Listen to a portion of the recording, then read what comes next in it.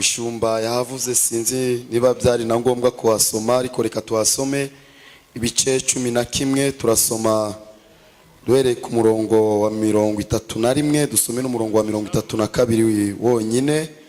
Umutwe w'ijambo mfite uravuga ngo gukora iby'ubutwari. Haravuga ngo azahagurutsa ingabo ze zonona ubuturo bwera n'igihome, bakureho igitambo gihoraho, bashyireho ikizira cy'umurimbuzi. 32 aravuga ngo abaca mu isezerano azabayobesha kubashyekenga, ariko abantu bazi Imana yabo bazakomera bakore iby'ubutware. Amen. Imana irabikwemereye, Imana irabikwemereye, Imana irabikwemereye, Imana irabikwemereye, Imana irabikwemereye. Byari uri gusengera muri Pimurebe, Imana irabikwemereye. Urabizi ko ufite umuntu wakwinjiza mu buzima bwiza? Ndabizi.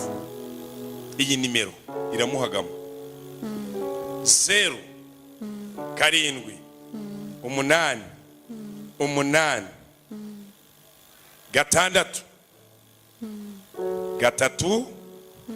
3 3 1. Amena. Iyi nimero bayihamagare bitarenze iminsi 7 mu izina rya Yesu. Haleluya. Ni nimero yawe? Suwe ndagushimye nukuri ni nimero yanjye. Haleluya. Ambere ugende. Fire go. Urahiye. Sinzongera kumwishiramo, mujyane mbonye umukeneye kundusha. Mujyane. Kombe induru cyende gira vuba. Mujyane. Kombe induru subira mu muriro. Kombe induru cyende wa mutego kivemo. Sohoka.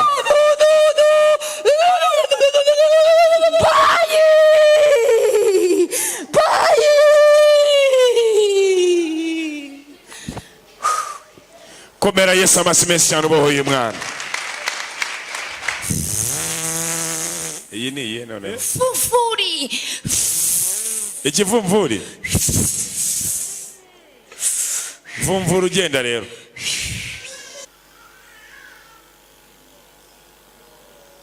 Komera Yesu amasimesi cyane.